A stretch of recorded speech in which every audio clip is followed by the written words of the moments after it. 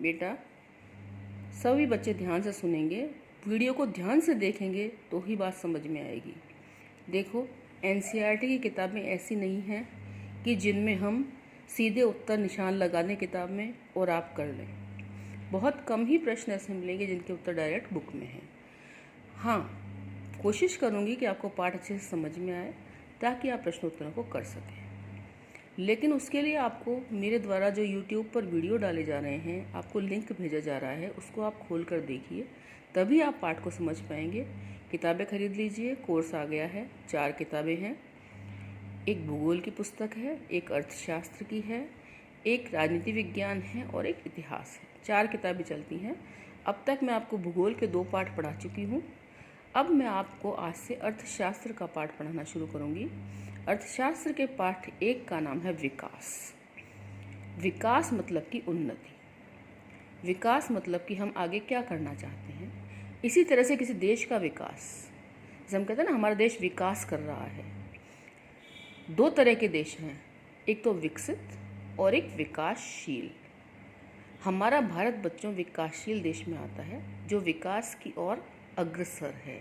विकसित देश वे होते हैं जिनका विकास हो चुका, जहाँ के लोगों की प्रति व्यक्ति आय ऊंची है, जहाँ पर गरीबी जो है वो काफ़ी कम मात्रा में है, गरीब लोग काफ़ी कम हैं, जहाँ पर सभी की आर्थिक स्थिति अच्छी है, सभी की अनिवार्य आवश्यकताएं पूरी हो रही हैं। लेकिन हमारे देश में अभी सभी की अनिवार्य आवश्यकताएं पूरी करने में हम इतने समर्थ नहीं हैं। हम कोशिश कर रहे हैं कि सभी की अनिवार्य आवश्यकताएं से रोटी, कपड़ा, मकान, शिक्षा और स्वास्थ्य, ये हमारी 5 अनिवार्य आवश्यकताएं हैं। कौन कौन सी? पहले अनिवार्य आवश्यकताएं 3 ही थी, रोटी, कपड़ा और मकान। परंतु जैसे जैसे हम उन्नति करते गए वैसे वैसे अनिवार्य आवश्यकताएं भी 5 हो गई हैं। अब शिक्षा के साथ स्वास्थ्य और अब मनोरंजन भी एक अनिवार्य आवश्यकता हो गई है कि हमें मनोरंजन भी मिलना चाहिए। तो इस तरह से इन सभी आवश्यकताओं की पूर्ति जो देश कर पा रहे हैं वो विकसित देश हैं। जो अपने सभी नागरिकों की इन आवश्यकताओं की पूर्ति कर रहे हैं वो विकसित देश हैं, और जो अभी करने की कोशिश कर रहे हैं वो विकासशील देश हैं। तो हमारा भारत जो है वो एक विकासशील देश है। तो हम विकास के बारे में ही पढ़ेंगे। विकास केवल शारीरिक विकास ही नहीं होना चाहिए। अब आप जैसे आप कह रहे हैं कि मेरा विकास हो रहा है, मैं विकसित हो रहा हूँ। विकास हो रहा है मतलब कि मेरी ग्रोइंग एज है, मैं बड़ा हो रहा हूँ या मैं बड़ी हो रही हूँ, मैं आगे चलकर ये बनूंगी, मैं वो बनूंगी। तो आपका किस तरह से धीरे धीरे विकास हो रहा है, आपकी बुद्धि का विकास हो रहा है धीरे धीरे। पहले आप थोड़ा कम सोच पाते थे, अब आप थोड़ा अधिक सोच पा रहे हैं। जैसे जैसे आपकी बुद्धि विकसित होगी आपका दिमाग बड़ा नहीं होता जाएगा। ये नहीं कि किसी का शरीर जो है वो पहले, किसी का सिर जो है वो सिर का घेरा छोटा था तो धीरे धीरे सिर का घेरा बड़ा होता जा रहा है, विकास होता जा रहा है, मतलब हम बड़ा आकार होता जा रहा है। हाँ, हमारी हाइट बढ़ती जा रही है, हमारी हेल्थ में चेंज आता है, लेकिन हमारे मस्तिष्क में अंदरूनी जो परिवर्तन आते हैं उन्हें हम महसूस कर सकते हैं, उन्हें हम देख नहीं पाते।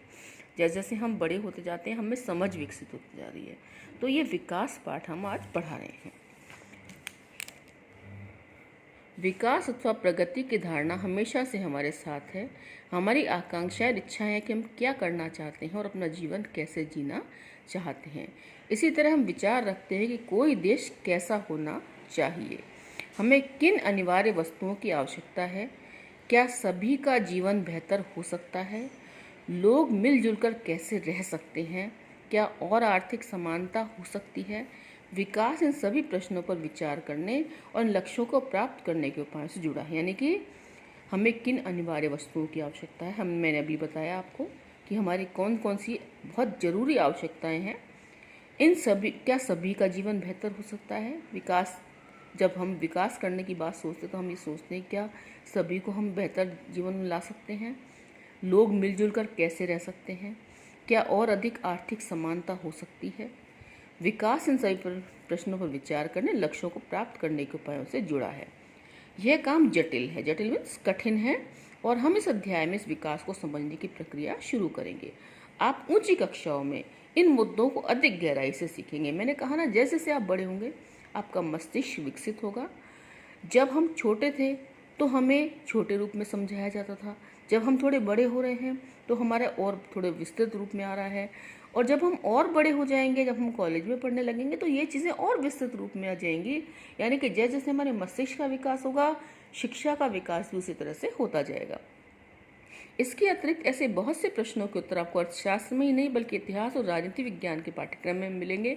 ऐसा इसलिए कहा जाता है कि हम आज जो जीवन जी रहे हैं वह अतीत से प्रभावित, यानी पुराने जमाने से प्रभावित। हमारा जो बीत चुका, अतीत मतलब जो खत्म हो चुका है, हम इसे जाने बिना बदलाव की इच्छा नहीं रख सकते। हम पहले हमारे अतीत को जानेंगे कि हमारा अतीत कैसा था, ताकि हम उसको चेंज कर सकें। हमें इस तरह केवल एक लोकतांत्रिक राजनीतिक प्रक्रिया के द्वारा इन आशाओं और संभावनाओं को वास्तविक जीवन में प्राप्त कर सकते हैं। यानी हम लोकतंत्र में जीकर, यानी जनता के शासन में जीकर ही हम इन संभावनाओं को कंप्लीट कर सकते हैं।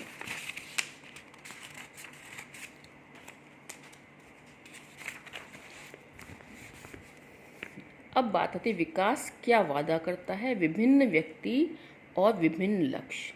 हम यह कल्पना करने का प्रयास करते हैं कि तालिका 1.1 में दी गई सूची के अनुसार लोगों के लिए विकास का अर्थ क्या हो सकता है, उनकी क्या आकांक्षाएं हैं। आप देखेंगे कुछ स्तंभ, कुछ कॉलम सामने खाली हैं। इस तालिका को पूरा करने की कोशिश कीजिए। आप चाहे तो किन्हीं और श्रेणी के व्यक्तियों को भी जोड़ सकते हैं। देखिए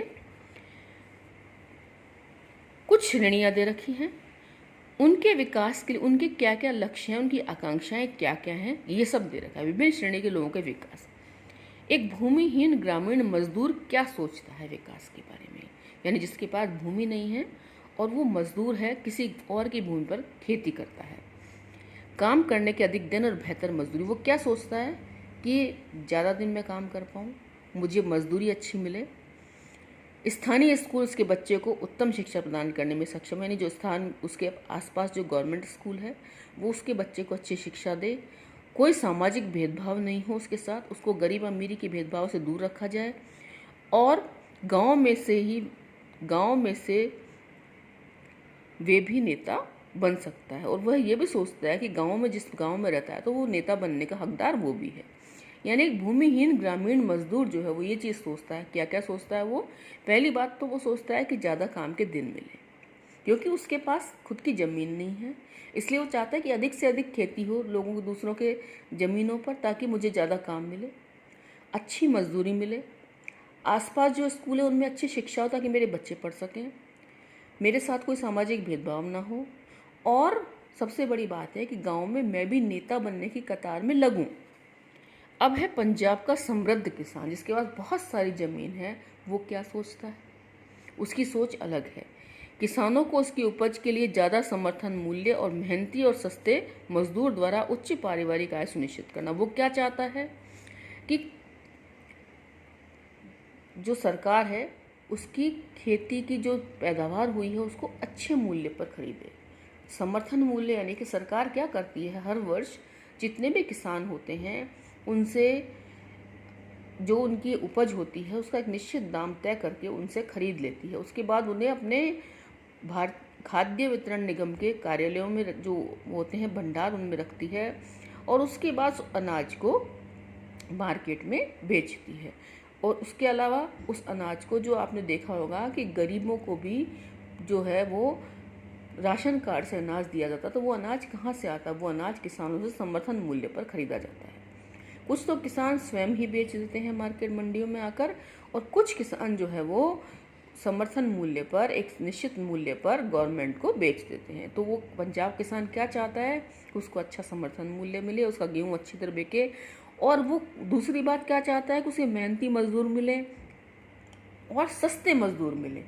अब भूमिहीन ग्रामीण व्यक्ति तो कह रहा है कि भाई उसको मजदूरी अच्छी मिलनी चाहिए, जबकि समृद्ध किसान क्या कह रहा है कि उसको सस्ते मजदूर मिलने चाहिए ताकि उसकी पारिवारिक आय जो है वो बढ़े और वो अपने बच्चों को विदेशों में शिक्षा दे सके। भूमिहीन ग्रामीण मजदूर कह रहा है कि उसको उसके स्थानीय इलाके में ही ऐसे स्कूल हो जो कि उनके बच्चों को अच्छी शिक्षा दे पाएँ। और इधर दूसरी तरफ पैसे वाला व्यक्ति कह रहा है कि उसकी ज़्यादा आमदनी नहीं हो ताकि उसको अपने बच्चों को विदेशों में पढ़ा सके। अब किसान जो खेती के लिए केवल वर्षा पर निर्भर है। अब आप सोचिए कि जो किसान खेती के लिए केवल वर्षा पर निर्भर है वो क्या सोचता होगा? वो यही सोचता होगा कि अधिक मात्रा में वर्षा हो ताकि मैं फसल पैदा कर सकूं, ताकि मुझे मेरी फसल का अच्छा दाम मिल सके। इसके अलावा जब मेरी फसल पककर तैयार हो उस समय वर्षा ना हो, क्योंकि कई बार आपने देखा होगा कि जब फसलें पककर तैयार खड़ी होती हैं उस समय बारिश आ जाती है और बारिश आने के कारण फसलें खराब हो जाती हैं। मेरी फसलों का मुझे उचित मूल्य मिल सके और मैं अधिक से अधिक श्रम कर सकूं, मुझे पर्याप्त मात्रा में, अगर मान लो कोई फसल ऐसी है जिसमें सिंचाई की आवश्यकता है तो मुझे सस्ती बिजली मिल सके ताकि मैं अपने खेत में जो कुआं वगैरह है उससे बिजली से पानी दे सकूं। तो इस तरह से सबकी अलग अलग आकांक्षाएं हैं। अब है भूस्वामी परिवार की एक ग्रामीण महिला, यानी कि एक ऐसी महिला जिसके पति के पास बहुत सारी जमीन है, भूस्वामी परिवार। तो वो क्या सोचेगी? सस्ते मजदूर मिले, ज़्यादा से ज़्यादा मजदूर मिले काम करने के लिए, मेरे खेतों पर अच्छे से अच्छा काम करें लोग, मुझे अच्छी आमदनी हो, मेरे घर पर लोग काम करने आए, मैं पैसे वाली बन जाऊं और मैं कोई नेता जैसे पद पर खड़ी हो जाऊं। शहरी बेरोजगार युवक, शहर में रहने वाला बेरोजगार युवक क्या सोचता है? मुझे रोजगार मिले ताकि मैं समाज में अपना एक स्थान बना सकूं। जबकि शहर के अमीर परिवार का एक लड़का क्या सोचता है कि मेरा बिजनेस चलता रहे, मेरे को कोई पैसे की आवश्यकता नहीं है, मैं चाहता हूँ कि मैं और अमीर बना रहूँ और मेरे पिताजी की या जो भी हमारा बिजनेस है वो चलता रहे, मैं कोई प्रयास ना करूँ। क्योंकि अक्सर होता है कि बेरोजगार लोग नौकरी के लिए प्रयास करते हैं, लेकिन जिनके पास पैसे हैं वो अपने पैसे को और अधिक बढ़ाने का प्रयास करते हैं, वो रोजगार के लिए कोई प्रयास नहीं करते। शहर के अमीर परिवार की लड़की वो क्या सोचती? देखो, उसे अपने भाई जैसी आज़ादी मिले, वह अपने फैसले खुद कर सके और वह भी अपनी पढ़ाई विदेश में कर सकती है। यानी अमीर परिवारों की लड़कियां भी अपने भाई से मुकाबला करने की कोशिश कर रही हैं।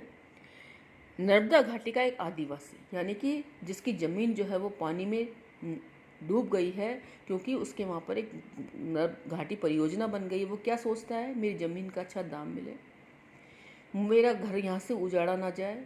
अगर मेरी ज़मीन जो है वो घाटी परियोजना में आ गई है तो मुझे उसकी जगह नए स्थान पर ज़मीन दी जाए, मुझे उस ज़मीन पर, ताकि मैं खेती कर सकूं और मुझे इस परियोजना से नहरें निकाल कर मेरे खेतों में अच्छी सिंचाई हो सके, मेरे अच्छी फसलें पैदा हो सके। तो इस तरह से तालिका 1.1 को भरने के बाद अब इसका निश्चित निरीक्षण करते हैं। क्या इन सभी लोगों के विकास और प्रगति के बारे में एक जैसे विचार है? मैंने आपको बताया कि सभी के अलग अलग विचार हैं, संभवतः नहीं, इनमें से हर अलग अलग चीज़ें पाना चाहते हैं। वे ऐसी चीज़ें चाहते हैं जो उनके लिए सर्वाधिक महत्वपूर्ण, अर्थात वे चीज़ें जो उनसे आकांक्षा और इच्छाओं को पूरा कर सकें। वास्तव में कई बार दो व्यक्ति या दो गुट ऐसी चीज़ें चाहते हैं जिनमें परस्पर विरोध हो। एक लड़का अपने भाई के समकक्ष, एक लड़की अपने भाई के समकक्ष आज़ादी और अवसर मिलने और भाई भी घर के कामकाज में हाथ बटाएगा की आशा रखती है। हो सकता है भाई को ये पसंद ना हो।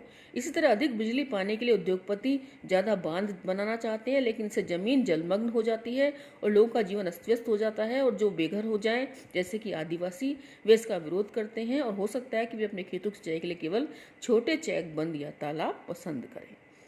अब मैं आपको कल पढ़ाऊँगी।